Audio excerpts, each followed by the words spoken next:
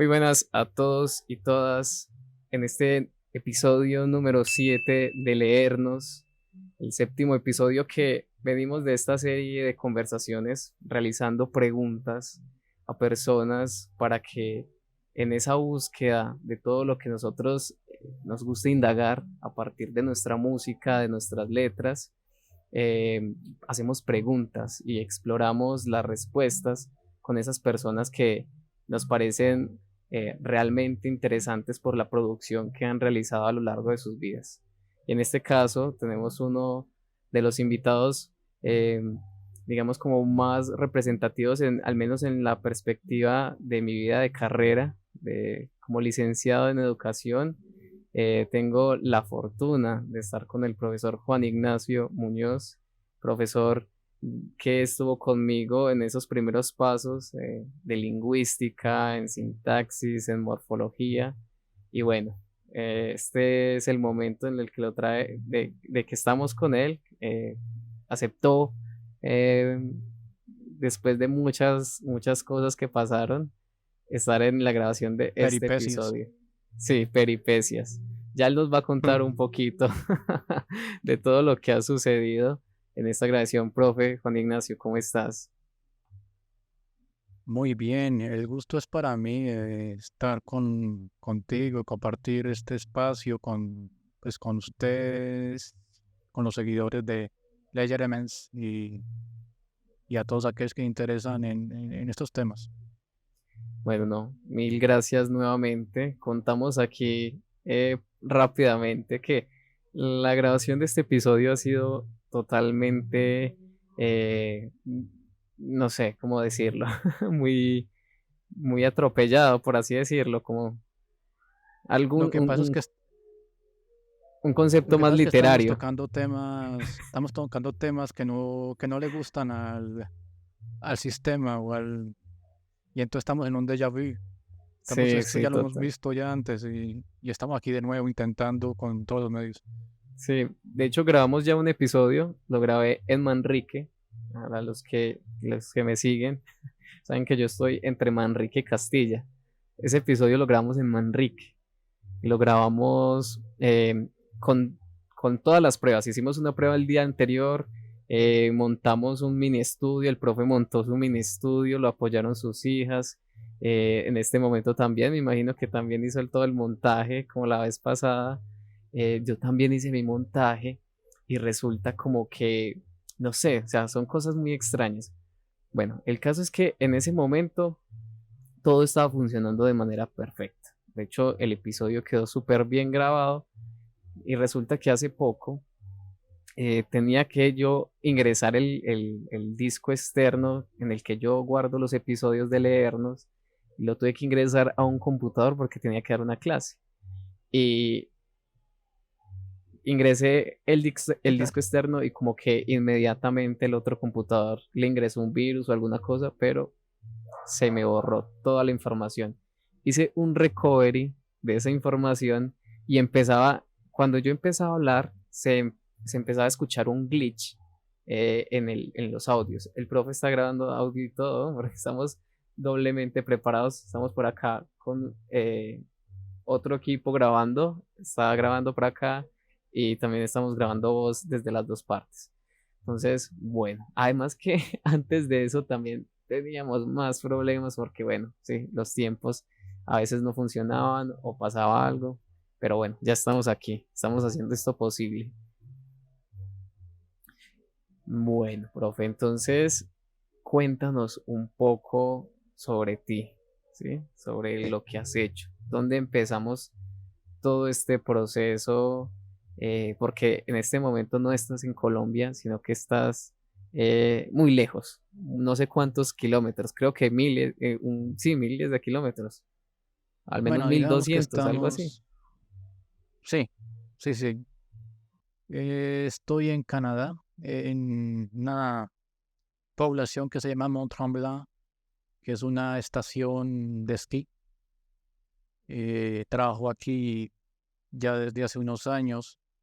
Eh, pues mi relación con Nicolás fue que yo estuve en Medellín como profesor de lingüística y literatura en el Tecnológico de Antioquia y, y ya después regresé a Canadá y ahora estoy alejado de la parte académica, pero sigo escribiendo, sigo comprometido en la parte intelectual. Hablar de mí, pues, como decíamos en la primera entrevista, o sea, vamos a tratar de no ser tan obvios porque entre nosotros ya sabemos qué dijimos, pero hay gente que no está escuchando por primera vez, que no. Entonces hay que ser muy pedagógicos y didácticos en este tema. A ver, soy colombiano. eh, Llegué a los 19 años a este país. De ahí empezó, o sea, ya venía un cierto recorrido en varios ámbitos, en la literatura, en los idiomas, un ámbito que empezó con un viaje que empezó en primer lugar con un interés que se despertó en mí cuando ya estaba terminando el bachillerato allá en la ciudad de Pereira, en porque yo tenía más un interés para la física y la química y quería ser futbolista cuando tenía 15, 16 años. Pero llegó el grado 11 y, y pasó algo muy curioso. En primer lugar, el libro de texto era muy bonito. Era un libro de texto de Santillana, de literatura universal. Y la manera en que estaba hecho el texto con imágenes, con fotografías y un extracto de la literatura universal, eso me atrajo mucho y me convirtió al campo literario. Porque en décimo, por ejemplo, era todavía muy vago para la literatura. Y me recuerdo con gran vergüenza que mandamos a hacer un trabajo de Don Quijote. Era tanta la pereza bueno, que no querí, no, o sea, no hice el trabajo del Quijote y no que lo mandamos a hacer. O ya después, y me leí el Quijote y me lo leí en español del siglo XVI, ya cuando ya convencido de esto, pero todo empezó en 11. Y en 11 la literatura entonces me llevó a querer estudiar filosofía y letras en la Universidad Santo Tomás de Aquino, lo hice a distancia. Entonces ahí empezó un recorrido más que todo filosófico y, bueno, también literario. Y al mismo tiempo daba la casualidad que yo trabajaba en un taller gráfico y al lado del taller gráfico estaba la Alianza Francesa. Y ya había terminado el bachillerato y era mi primer año fuera del bachillerato. Y ahí entonces me interesé en aprender francés. Entonces le dije a mi papá que yo quería estudiar francés. Entonces él me, me dijo, bueno, está bien. Siempre me ha patrocinado y todos estos proyectos y mi papá. Entonces hay un saludo para él. Em, y entonces empecé a estudiar francés, que no había pasado con el inglés, que cuando era niño, que tenía 9, 10 años, me mandaban a estudiar inglés los sábados por la mañana y, y me escapaba del Colombo americano y me iba a una cafetería a la esquina a ver dibujos animados. Entonces, como ven, no soy un ejemplo a seguir de juventud y no sé esto que estoy diciendo, ¿ves? Pero bueno, eh, ya estudiando francés, aprendí el idioma muy rápido, una motivación muy grande. Había también una familia francesa que vivía en Pereira, con los que iba a cenar y habla francés, a practicar, y ellos me mostraron, el hijo mayor me mostró el álbum de La Mano Negra, se llamaba Putas Fever, y era pues una portada con unas mujeres, parecen prostitutas del año 50 o como del cine dorado, y me prestaron el cassette. Y en ese momento los cassettes, como los CDs de la época, que eran unas verdaderas joyas de arte, tenían su libretica, y entonces era el arte de ese disco. Y dentro de ese álbum había una canción en árabe, un rock como punk árabe, se veía como muy, eh, digámoslo así, comprometido con una causa. Luego leí que era con la parte de Algeria. Y entonces me gustó mucho también. Entonces fue un viaje que inicié también con la música a partir de La Mano Negra, que pues en ese tiempo, en esa parte de La Mano Negra era bastante punk y era bastante subversivo, digámoslo así, subversivo. Ya luego el Manu Chao de los últimos tiempos, pues es respetable lo que hace, pero no tiene esa onda, esa fuerza que tenía en el principio. Llego acá a este país, 19, 20 años, cumplo 20 años a la semana de haber llegado. El día de mi cumpleaños ya estaba trabajando en una fábrica, empiezo a ver caer nieve.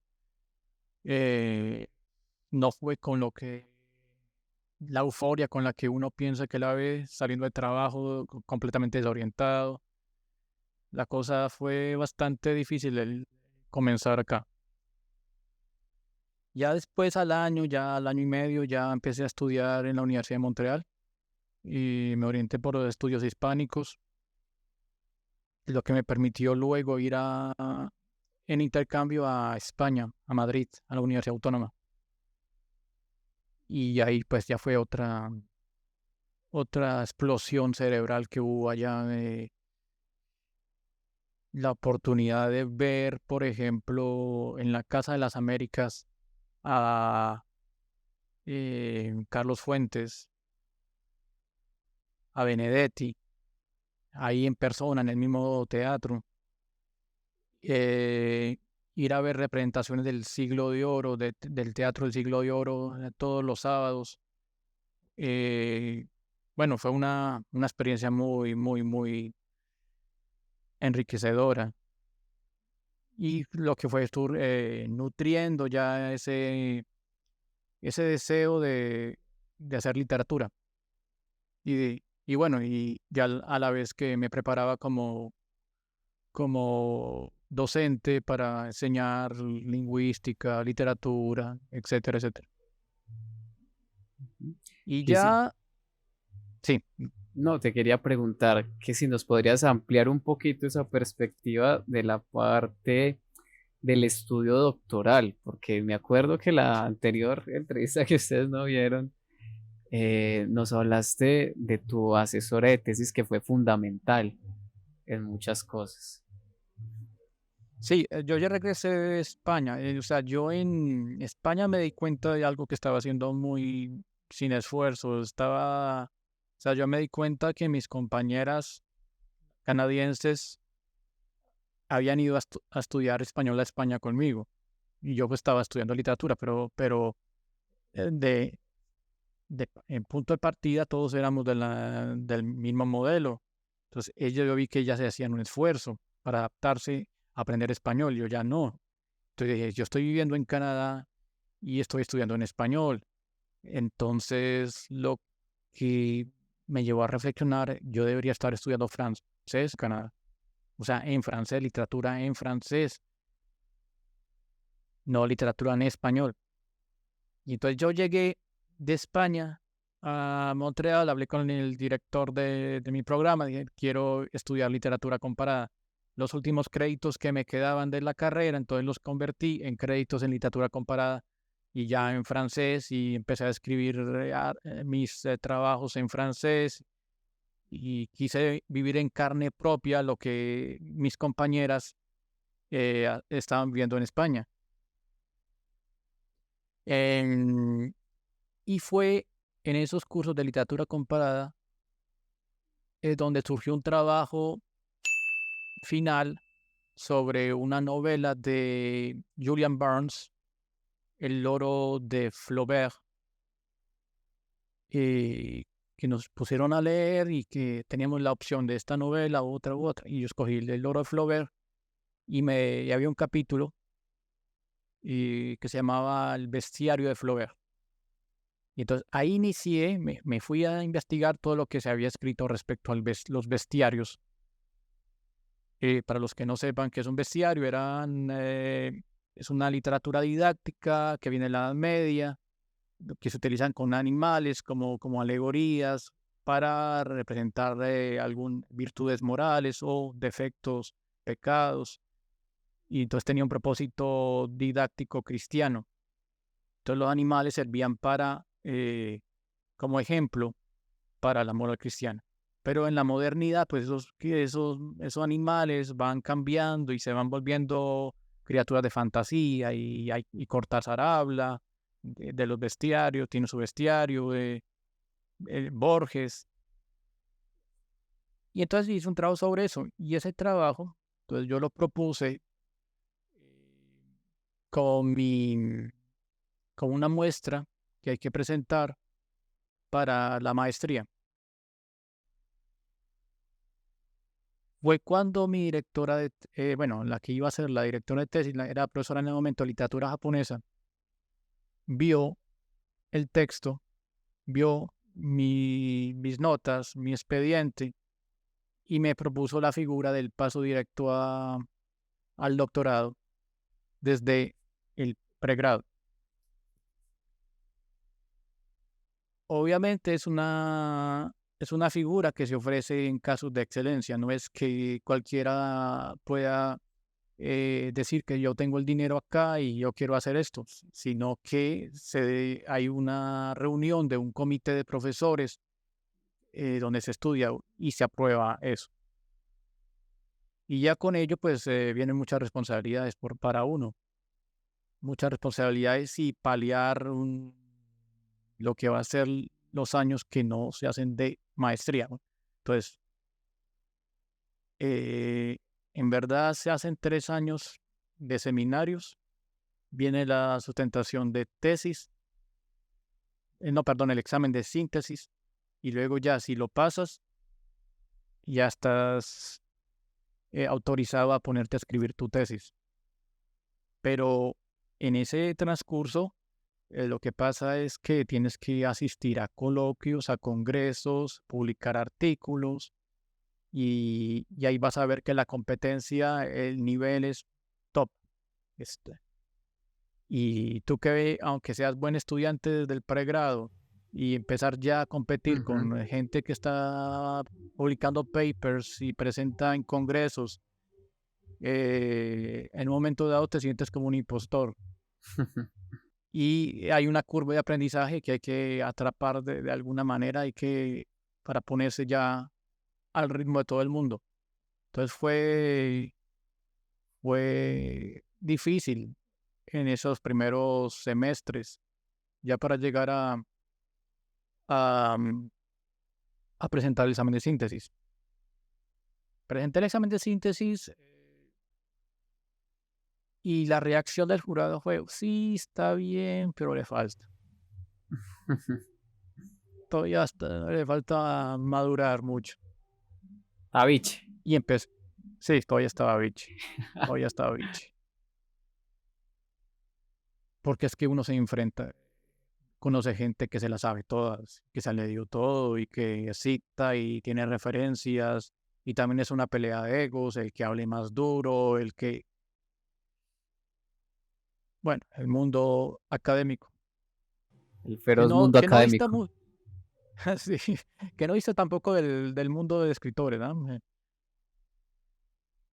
Tiene muchos paralelos, o sea, todo el ego es un ingrediente que está muy presente. Bueno, la profesora, como les había dicho, era especialista en Japón. Y el tema que yo había escogido para el doctorado era la imagen del Japón en la literatura latinoamericana. Y bueno, entonces yo estaba tratando de reunir un corpus. ¿Qué corpus hago? Bueno, entonces lo que era el modernismo, Rubén Darío, toda esa gente ya la han estudiado.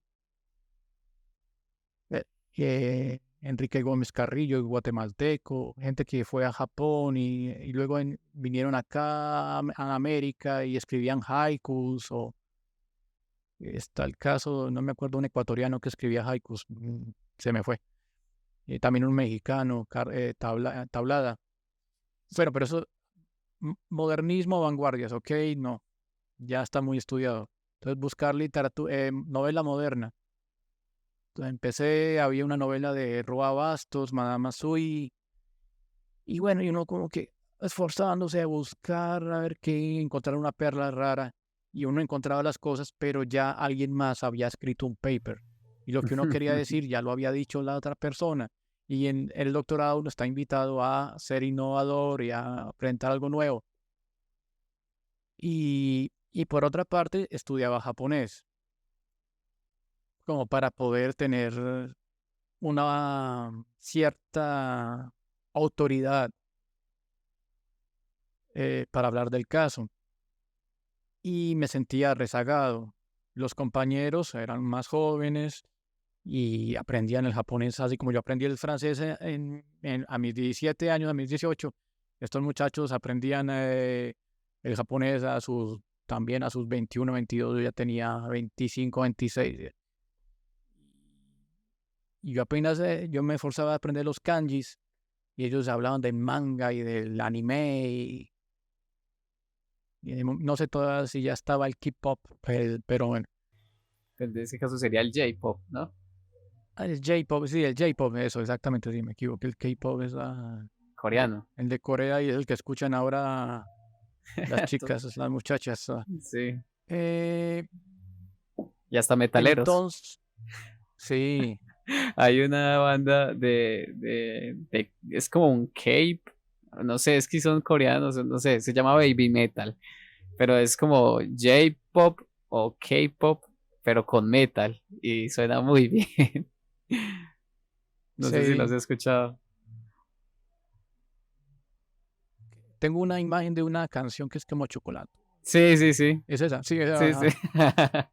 Eh, sí, entonces te decía que esas referencias populares, todo eso yo no lo asimilaba de la misma manera.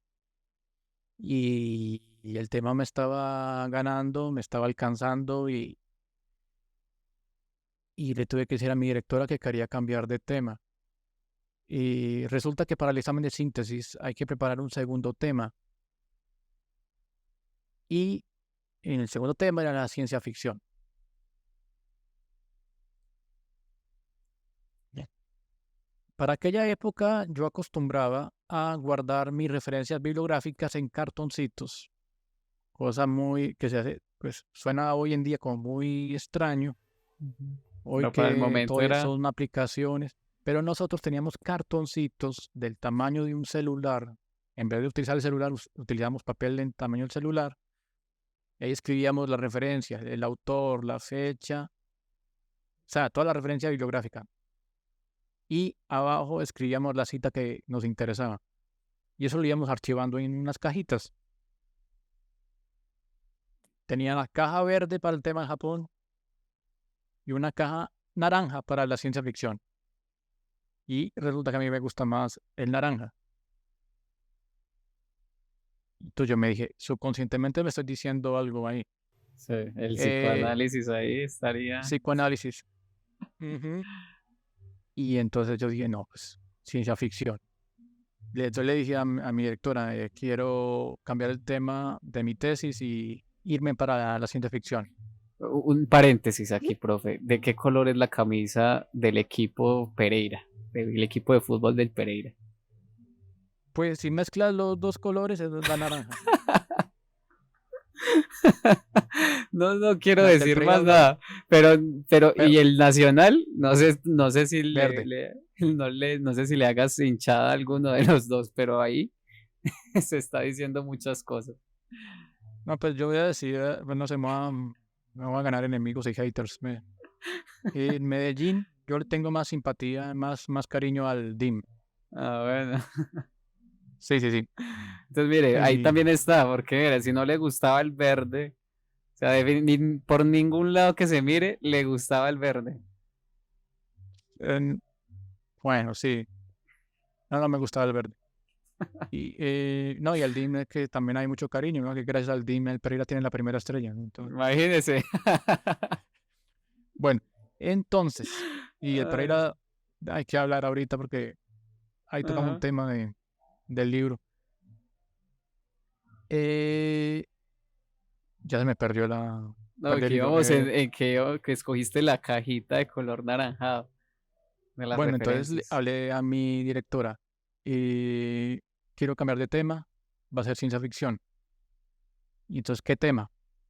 Me dio unos días para pensar y yo llegué ya con el tema, cyberpunk, cyberpunk latinoamericano.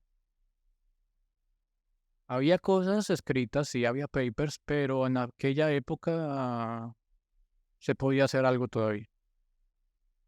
Y digo porque, bueno, escribí la tesis y fue muy bien recibida por el jurado en el examen de tesis, la presentación. Me fue muy bien, el texto pues tuvo muy buenos comentarios y luego, pero el libro estaba escrito en francés. Lo escribí en francés porque está en la Universidad de Montreal. Y luego surgió la cuestión de si traducirlo o no al español. Y ahí estaba en un bache ya postdoctoral. Hay como un bache, una depresión postdoctoral, así como hay una depresión postparto. Y uno se pierde mucho y si no consigue trabajo en el campo, bastante problemático. Entonces, parte de ese bache y esa depresión fue la causa también que no hubiera una traducción pronta de ese texto, eh, que sin embargo me permitió viajar a muchos lugares. Estuve en Inglaterra, estuve en Francia, presentando en coloquios, en congresos, temas, o sea, capítulos de la tesis. También estuve en Chile, donde tuve la oportunidad de conocer a los autores cyberpunk de la época, estamos hablando de los años 2010 o finales de la primera década de los 2000. Ahí estaba Jorge Baradit, Álvaro Bizama, Francisco Ortega, Edmundo Paz Soldán. Para los que pues se le interesan el tema, ahí les dejo los nombres. El que sabe de ese tema sabe quiénes son y si los que están iniciando, pues que los busquen. Pero como te decía, terminé el doctorado, me gradué y todo y no fue inmediato la incorporación al campo laboral o académico. Lo que llevó a que no tradujera y que hace 10 años han pasado otras cosas, se ha regado tinta, ha pasado mucho agua bajo el puente y seguramente hay gente e investigadores que han escrito sobre el tema. Entonces, si queda ahí para una traducción, sería como una reliquia más bien, porque es un tema de mucha actualidad y hoy en día, pues ya lo que es el cyberpunk de esa época, hoy en día la realidad nos sobrepasó y bastante.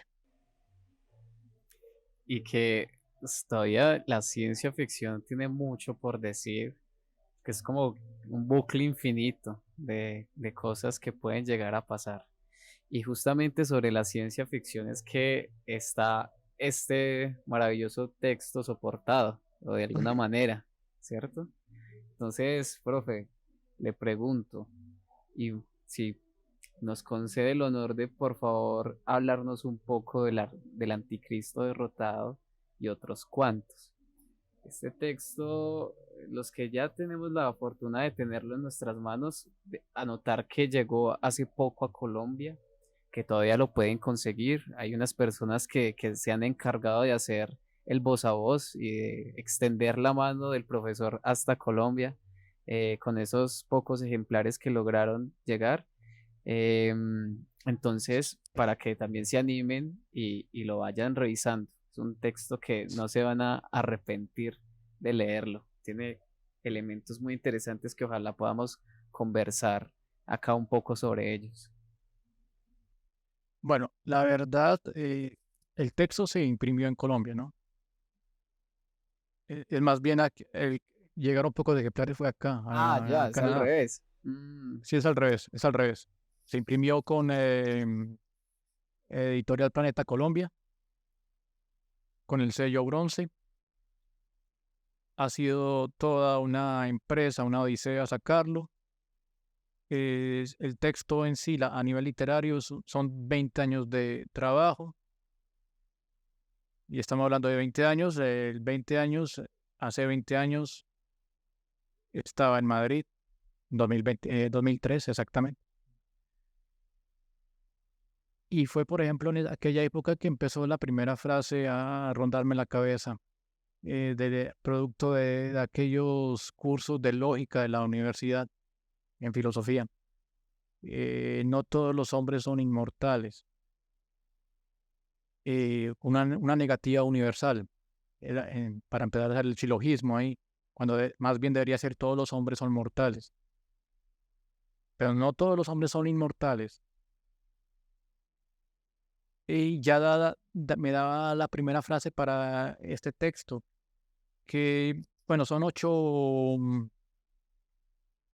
como le dijéramos, alegorías filosóficas, más que cuento, por eso son cuantos.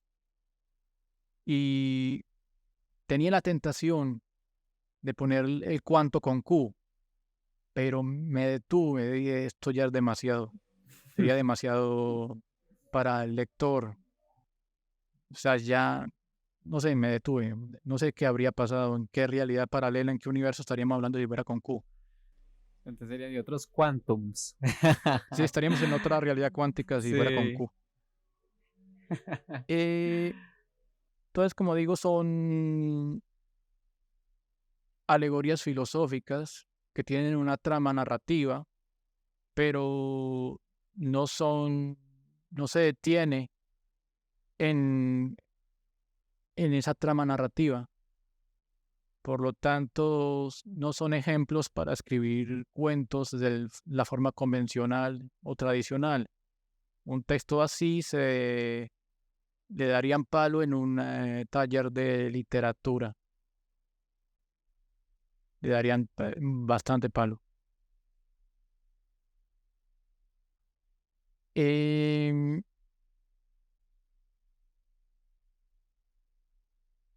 Son textos híbridos en lo que se puede ver ensayo, lo que se puede ver también prosa poética y hasta acotaciones teatrales en alguno de los textos.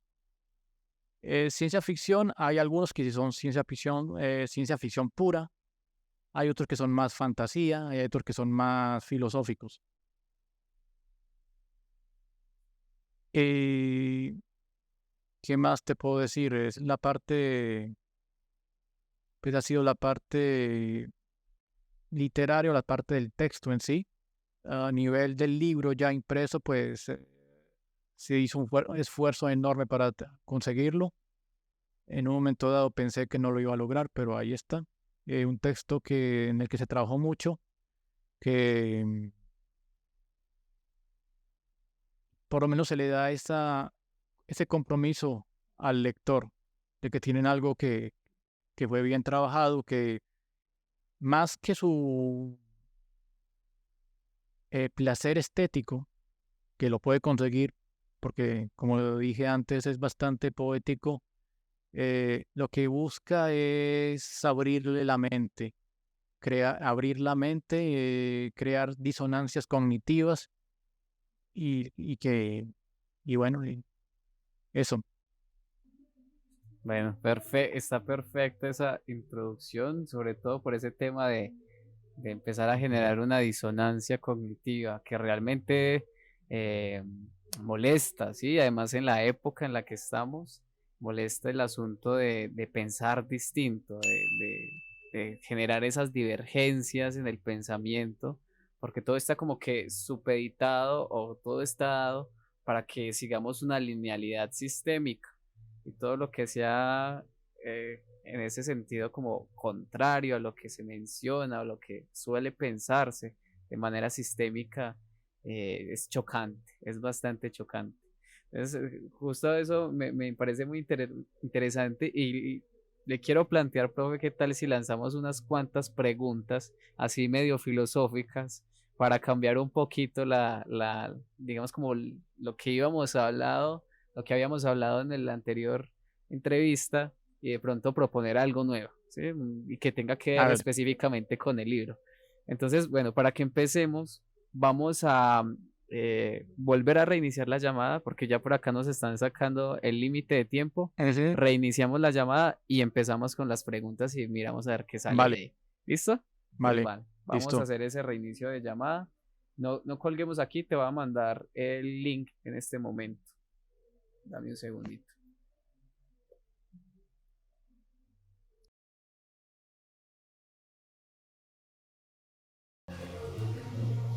Muy bien, ahora sí, profe.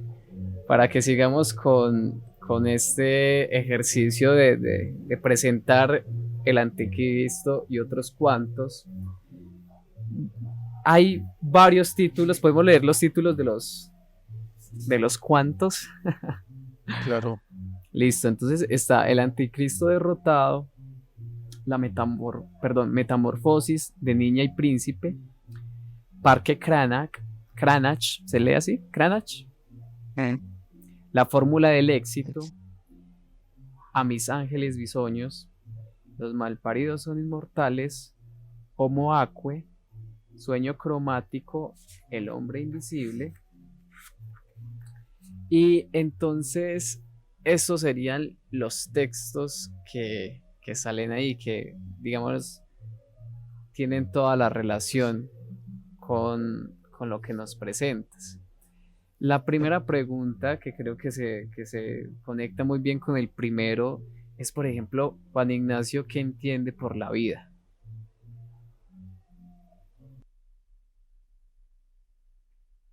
Bueno, qué entiendo por la vida? Es como, o sea, la vida misma en sí es una búsqueda del entender o de entenderla. Más bien, o sea, es una búsqueda para entender algo que no se va a entender nunca, que incluso cuando se llega a entender, resulta que no era eso, sino otra cosa. Ahí seguimos en la parte cuántica, ¿no? Sí, sí. Y, y es eso, es como estar aprendiendo algo que uno nunca va a llegar a entender. Y eso es la vida. En ese sentido, ¿cómo lo relacionas con el anticristo, ese primer texto, esa Ok. búsqueda, ¿sí? Que hay una búsqueda también en ese primer cuento. Claro, para muchos esa búsqueda se detiene en la fe. Eh, ya o sea, es muy reconfortante que haya un Dios bueno, bondadoso en el cielo esperándote cuando seas bueno, que seas bueno y te mueres y tu alma va allá. Listo, fin del cuento. Pero, ¿qué pasa si algún desgraciado en el camino te dice que ese Dios es un invento y tú le empiezas a creer a esta persona y entonces llega esa incertidumbre? Eh, entonces, ¿qué existe si no es ese Dios que le daba sentido a todo?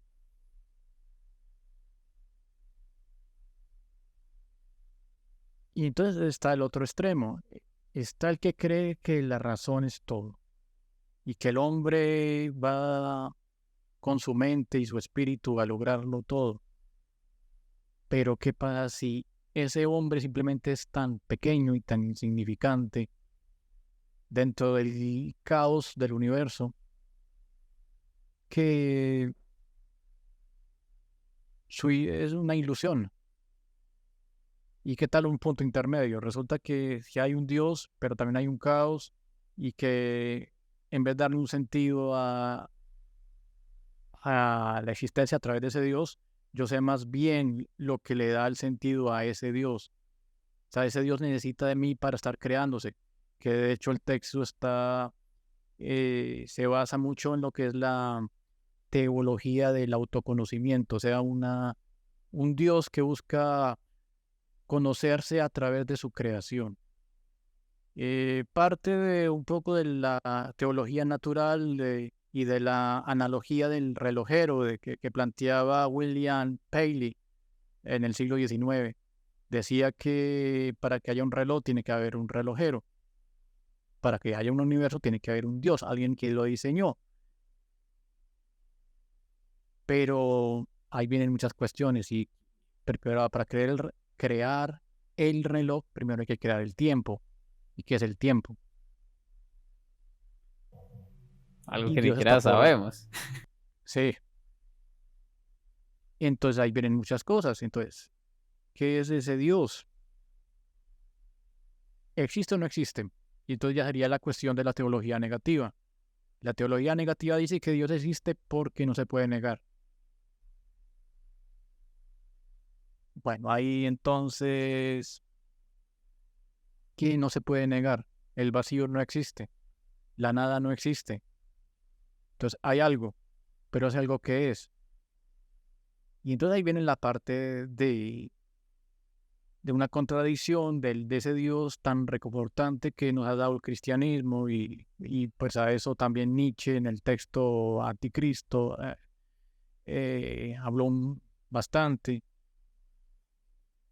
Y toda esta, como dijéramos, mentira elaborada se basa en un principio de excluir al hombre de su vitalidad y crear un Dios que es como algo del que depende ese hombre y se le atribuyen unas cualidades morales de bueno y de potencia y de sapiencia, entonces omnipotente, sapiente y bondadoso, lo que llega a un punto en que hay una contradicción en lógica, o sea, Insostenible. insostenible, o es bueno, muy bondadoso, pero no es todopoderoso, porque entonces, ¿cómo se explica el mal en el mundo? Ah, que el libre albedrío, pero entonces no es tan bueno. Y los que nacen enfermos. Exactamente. Entonces, o es muy bueno, pero entonces no es poderoso. O es muy poderoso, no es bueno. O no se las sabe todas. Yo preferiría la primera. Yo preferiría la primera totalmente. Porque te Sí. imaginas alguien que sea full poderoso y que no tenga ni pizca de empatía. Oh, no, no, no. Y eso es pues ya unas características muy humanas. Puede ser que en verdad es una fuerza más caótica, algo como ese océano de la novela de Solaris que escribió Stalin Lanslem, algo que es es amorfo, pero toma forma, o sea, él trata de como de comunicarse con los que están en el planeta, pero es tan fuerte y no conoce el concepto de moral que termina matando a la gente. Entonces ya por ahí es algo más amorfo, algo mucho más parecido a esa masa humana que en algún momento Diderot eh, expuso en el ensayo sobre la ceguera, un tratado sobre la ceguera, tratando de cómo se conceptualiza el mundo según los ciegos. Entonces algo como amorfo, como que algo que trata de coger forma desde la carne. Y eso ya amorfo nos lleva a una idea un poco más de la monstruosidad. Y de pronto ahí caemos en Lovecraft, en un dios más monstruoso, en un universo más monstruoso, terrorífico. Y entonces es una creación-destrucción se da al mismo tiempo y eso pues, ese Dios que está ahí en ese primer texto,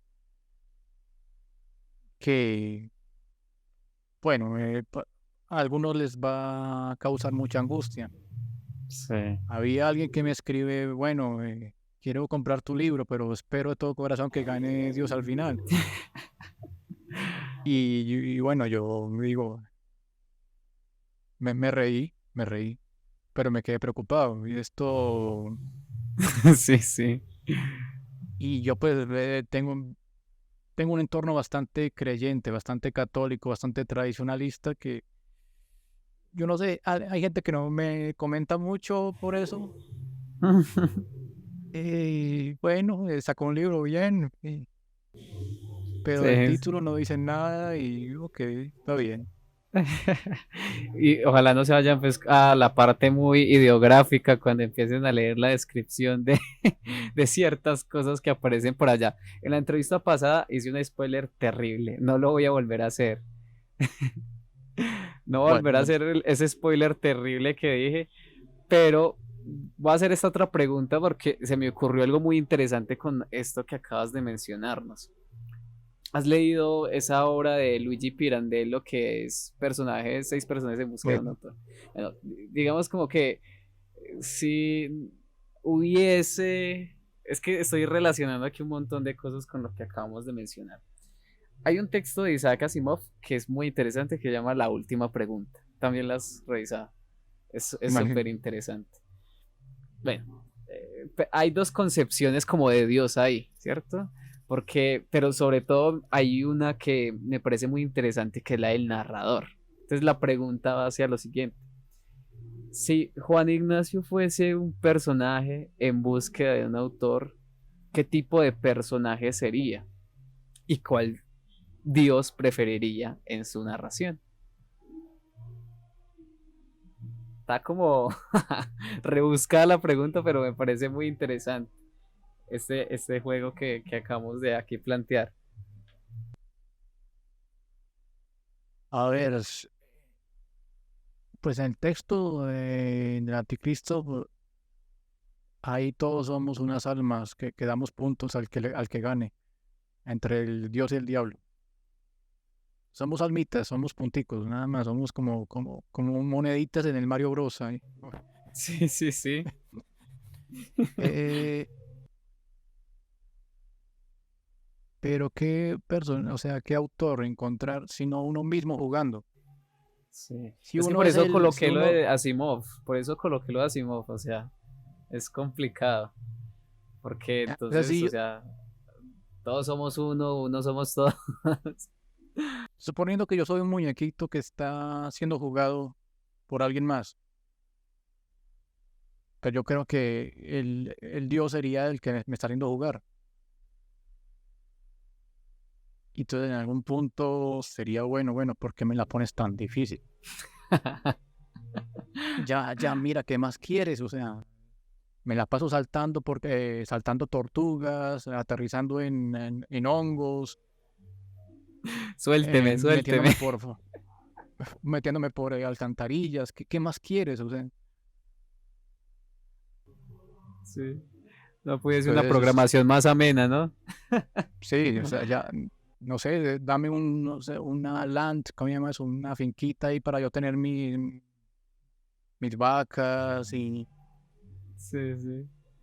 cultivar mis zanahorias y sacar moneditas, pero ahí tranquilo, siempre todos los días es corriendo, corriendo, corriendo.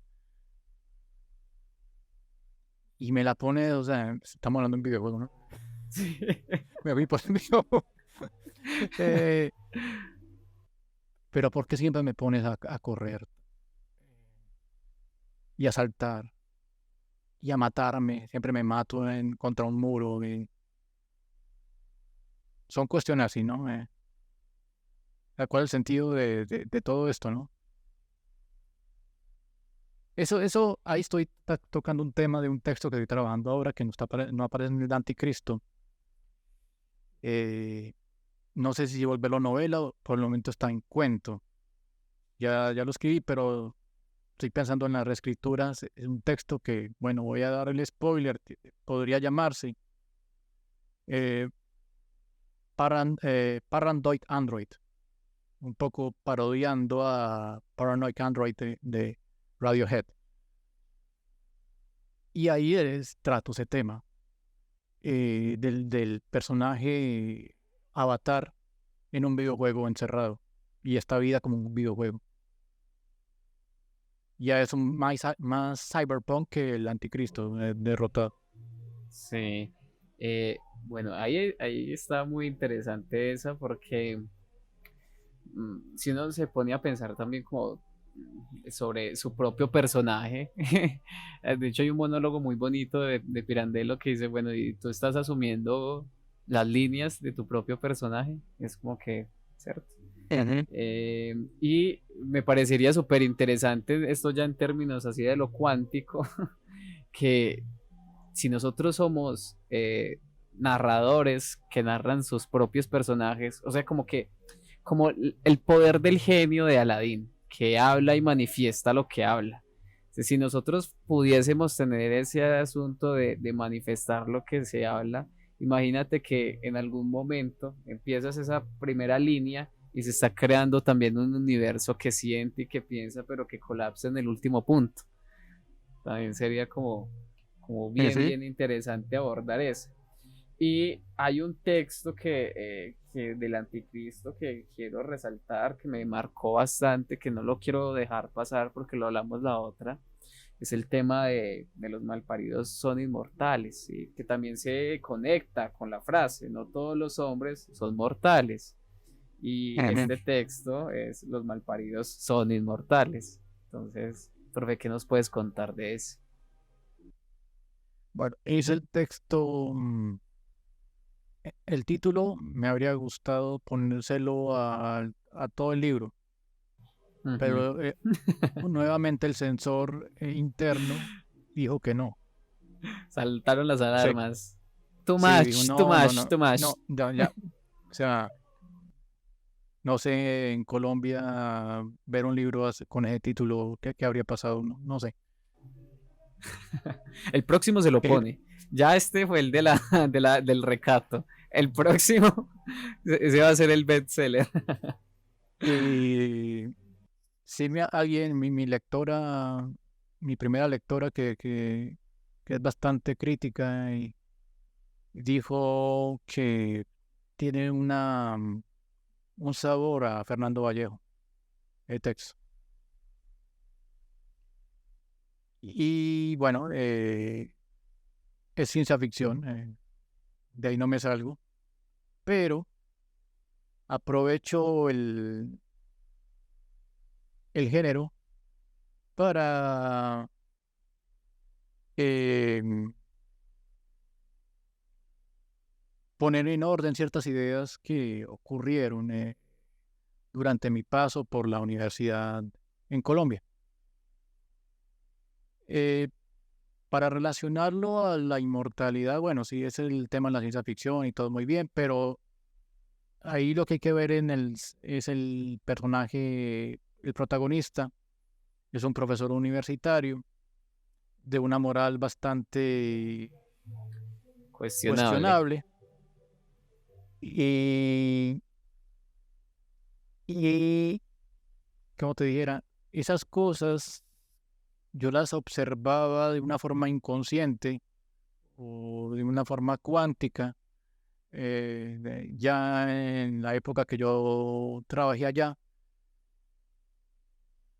Y son cosas que se llegan a manifestar, como tú decías, se creaba la realidad del 2021 en abril, marzo en Colombia. Eh, Muchas cosas pasaron en esa época y el profesor termina siendo un espía. O sea, la figura del profesor se puede convertir o en un maestro, eh, compañero de los estudiantes, o en un traidor que puede traicionar precisamente a las personas que está formando. Al,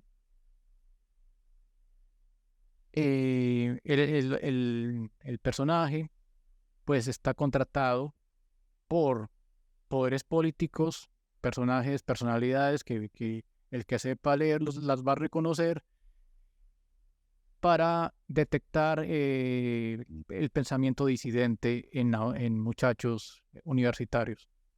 Y le dan unas hojas, le dan los trabajos, tiene como acceso a todos los trabajos que se hacen en ciencias sociales, en filosofía de la ciudad donde vive. Y entonces él los lee antes de que los profesores califiquen y él ahí empieza a detectar quién es posible insurgente y los delata. Y entonces los muchachos luego los buscan y, y no pasa algo alegre con sus vidas. Y eso es más o menos lo que pasa en ese texto. Y es lo que puedo decir. A no ser que quieras preguntar algo más sobre eso. No, pues dejarlo también como con la incertidumbre para que lo busquen, porque es de los que a mí más me impactó. Por, no sé si no voy a decir nada más, pero que es muy interesante porque son situaciones que pasan en Colombia. Los que me conocen en el ámbito político son cosas que uno ve, ¿sí? Como estudiante, que sobre todo, no sobre todo como estudiante, sino que en general en Colombia, lo que decíamos ahorita, el pensamiento crítico pues suele ser perseguido, no quedarse conforme, generar esas divergencias cognitivas eh, molestan porque como tú también lo referencias, profe, en el campo tanto literario como en el campo académico hay agentes que se encargan de mantener el status quo, ¿sí? Y para que el status quo se mantenga es más o menos decir es que necesitamos que nuestras condiciones se mantengan, nuestros privilegios se mantengan. Entonces, en ese sentido y que es lo que pasa en la vida, porque pues yo lo entiendo, por ejemplo, si yo, el profesor en este momento, no sé si se sienta muy cómodo en Canadá, pero si alguien dijera, pues ya no quiero que estés en Canadá, ¿cierto? Tú harías lo posible para mantenerte en tu lugar en el que estás, a menos pues de que sea lo profundamente, ¿cómo se le dice? Que sea muy profundamente convencedor a lo Naruto, a los que hablamos ahorita de lo japonés, que tenga el poder del convencimiento y que te haga cambiar totalmente lo que tú piensas. Porque, pues de hecho lo decían unos comediantes también, o sea, si usted se pone a pensar en el salario de un senador, que son 34 millones, y luego llega una reforma que dice, no, ya no son 34 sino que son 22 digamos. Y usted dice como, uy, ¿cómo así? Si en el mes pasado era 34 y uno se acomoda a vivir con los 34, entonces ya vivir con 22 no va a ser tan chévere. Entonces yo creo que eso pasa en todas las situaciones, pero lo que uno sí se debería de cuestionar es como el alcance de lo que yo puedo hacer para mantener esas condiciones. O sea, ¿qué es lo que yo puedo hacer y hasta dónde soy capaz de llegar para mantener esas condiciones? Porque ahí sí ya tenemos como varias distancias entre qué tipo de seres humanos somos cada quien. Sí, no, ese texto realmente me impactó bastante por lo pintoresco y lo fácil que fue leerlo, porque uno es muy ideográfico, uno empieza a maquinar y a generar sus propias realidades de ese contexto que era muy parecido al que uno vive. Profe, tenía otra pregunta, que es, si tú quisieras resaltar a uno de los textos, aparte de los que ya hemos hablado, qué, qué, qué personaje o qué situación de uno de los cuantos se te ocurre que resaltar, que sea importante que conozcamos. Bueno, los 8 textos, cada uno tiene su tesis, ¿no? Y si aparecieron ahí fue por algo. Hay unos que son más experimentales, los 2 últimos, que Sí, son de pronto las un poco ilustraciones. más, sí, el sueño cromático del hombre invisible. eh, es que lo dejé de último, pero antes estaba de primero. Pero mis lectores beta empezaron a leerlo y se perdían, les daba un cortocircuito y no, quedaban así. Estamos hablando ahí de Entonces, Hegel, Heidegger, sí, Hegel. sí, sí, sí. Vean. El que empieza con Hegel, con la Ajá. foto de Hegel, Sí, sí. con el pastiche de Hegel. No es fácil leer a Hegel. Y bueno, esos son experimentales. Hay otros que ya son más asequibles desde el punto de vista narrativo. eh, y o sea, me estás preguntando por uno que hubiera que Que tú mencionar. le tengas un especial aprecio, que sea dos distintos a los de... Me gusta mucho el personaje A mis ángeles bisoños. Creo que es un héroe ético, es un psicoanalista que trata de ver algo más allá de todo el mierdero del psicoanálisis del inconsciente y de la sexualidad. Él quiere ir más allá y no lo consigo, si tal vez lo consigue, no sé. Pero es un personaje muy bonito, es muy humano, es el más humano de todos. Me encariño mucho con el personaje. También hay unas partes del segundo cuento de Metamorfosis, eh, una escena en la que un abuelo tiene que dejar Constantinopla. Él es un griego y llegan los turcos, invaden Constantinopla y tiene que salir expulsado. Y en la proa del barco en dirección a Venecia, él se pone a reflexionar sobre el azar y algo que está por encima de los dioses. Y entonces, para mí, algo que está por encima de los dioses. O sea, los griegos eran bastante honrados y sinceros. Y no se ponían a crear un dios todopoderoso como las religiones monoteístas, sino que hay algo más allá de Dios, que es el caos y el azar. Entonces, me gusta mucho esa imagen. Y bueno, y Parque Crack o Crash eh, es divertido, es una historia de ciencia ficción divertida sobre la vejez. También juega mucho entonces con se acuerda de miedo sí, a esa crítica de nuestras sociedades tan pueriles. Em, Como yo te decía en la otra entrevista, el anticristo es una alegoría de la actualidad. Y también Nietzsche hace una crítica de la actualidad con el anticristo de él. Entonces el anticristo es sobre todo la actualidad. Mm. Entonces te digo que la actualidad es pueril. O sea, no hemos alcanzado la adultez kantiana. Y nos quedamos en un umbral que entre el niño y el adulto, estamos ahí, a nivel cultural y a nivel filosófico y a nivel de sujeto de la historia. Em, y ese cuento, del Parque Cranach, habla de que esta generación un momento dado va a ser viejita, se va a envejecer. Y va a seguir haciendo videos de TikTok. Y va a seguir, y para poder perrear, va a necesitar el transhumanismo, las Sí. prótesis por verse cyborgs. Ajá. Entonces, tanto miedo que él tiene a esas cosas, pero al final la misma gente va a pedir eso. Sí, sí, totalmente. Creo que estoy muy de acuerdo con eso porque estamos justamente en el momento histórico en el que somos capaces de hacer muchas cosas gracias a la tecnología y que de esas muchas cosas, la necesidad, por eso hablamos ahorita de las condiciones materiales, o sea, si queremos mantener nuestras condiciones materiales, de alguna manera nos vamos a tener que cuestionar sobre nuestra propia condición humana, ¿cierto?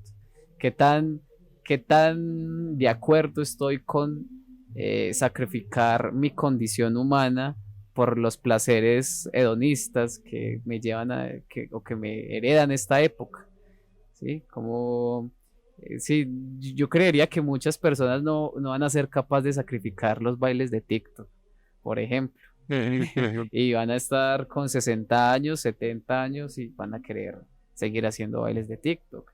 Y si les aparece una pastilla que les permite de alguna manera pues extenderse en su tiempo de vida o comprar el órgano de no sé quién, aunque eso signifique que haya un montón de gente buscando órganos y matando gente para sacar órganos, pues puede que pase.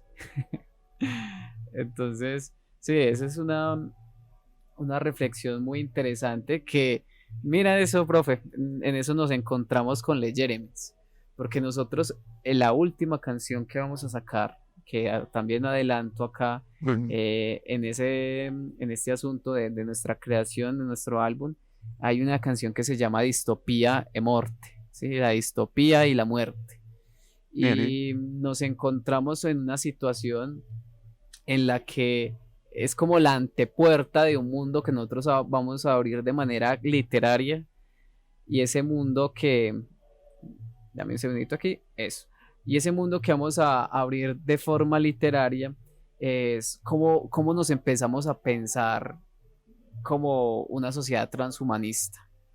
De hecho, el final de la canción dice el sistema ha fallado, el sistema ha fallado.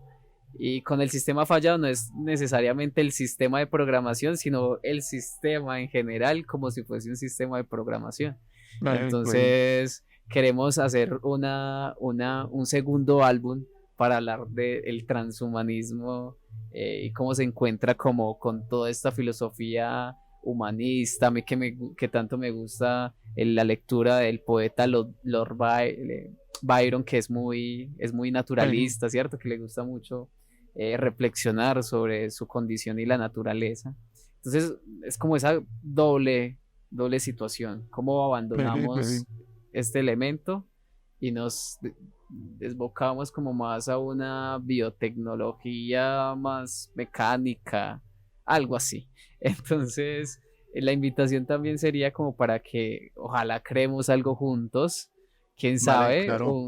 no sé, que nos pensemos un cuento animado que también sea, no sé, musicalizado, que sea narrado y musicalizado, ¿sí? O de pronto un cuento sonoro, o puede ser una radionovela, no sé, cualquier cosa. Vale, Nosotros, claro. como Le Jeremens, tú ya nos habías dicho que te encantaría que una de nuestras canciones fuese un opening de tus cuentos. Sí, Entonces, dejamos la puerta abierta para que en ese segundo álbum, ojalá hagamos algo bien, bien chévere, claro, profe. claro, claro. Bueno, profe, te agradezco mucho. ¿Cómo te pareció la segunda entrevista? Bien, bien. Interesante. Pues espero que la gente nos diga, pues, o sea, pueda seguir la línea, sino de pronto, como te di, obviamos puntos y dimos como sobreentendidos, pero yo creo que bien, ha estado bien. Ojalá que sí queden cosas como ahí para que ellos mismos nos digan, hey, necesitamos otra para entender mejor las Ah, cosas, claro, claro. ¿cierto? Entonces, de pronto también un poquito así nos defendemos. Ujú, ujú. Sí, Bueno, muy bien. profe, entonces te agradezco mucho por el espacio que nos das, y por todo lo que viene. ¿Sí? Ya nos contaste que no solamente es el anticristo derrotado, sino que ya viene nuevas cosas. Entonces siempre es de agradecer que alguien se preocupe por reflexionar el mundo en el que estamos, transposicionarlo de manera estética con las letras. Ojalá también con imágenes. Yo soy una persona que le encantan las imágenes, profe, ahí para que nos incluya un poquito como en el segundo, que lo hace más de manera experimental, pero que me parece genial. Entonces, si podemos ver más de eso en el siguiente texto, Por sería supuesto, un súper gustazo. por supuesto. Y ha sido eh, bastante gratificante este encuentro, así sea en una segunda versión, una versión 2.0. Eh, y claro, dispuesto a escuchar propuestas y a hacer trabajos, hacer colaboración para lo que surja, ¿no? ¿Qué tal una canción entre Juan Ignacio Muñoz y Le Jeremens? Bueno, hay que hacer una aclaración ahí. Juan Ignacio Porque el Muñoz profe, porque, era un ajá, profesor que escribía artículos. El que escribe los cuentos y los cuantos es Juan Muñoz. Y los sí, haters van a verdad. decir, y los haters van a decir, pero este pretencioso porque se quita la ñ. Ajá. Y se quitó la ñ porque llegó aquí y se le borró. Se le borró en el pasaporte. Físicamente se le borró. Y aquí en el Seguro Social es con Minos o Minos, si me voy para Toronto. Entonces, ese que escribe es Juan Muñoz como nombre artístico, como distanciación del académico y también para llamar la atención a la gente, ya sea para hacerla molestar a los hispanistas o preguntar, pero este señor si se equivocó la imprenta, no le puso la ñ, van a decir. Va. Entonces, eso es también para aclarar. Súper bien. No, entonces ahora sí que ya estamos en más sintonía. Mucha más en sintonía, porque entonces ya estamos hablando entre artistas que hacen una reescritura de sus propias vidas, y de hecho de eso se trata leernos, de Ujú, leernos en ujú, conjunto y ujú, de ujú. generar en esa misma dialéctica hegeliana que tú lo rescatas, esas tesis, esas antítesis y también sobre todo esas síntesis que nos llevan a reflexionar infinitamente sobre las cosas. Profe, mil gracias por el A encuentro ustedes, a y ti. por estas 2 horitas, esta horita y media casi, ¿cierto? Horita y Ujú. media que nos dedicaste, y a nuestros visualizadores y escuchas en leernos. Muchas gracias por todo. Vale, ustedes.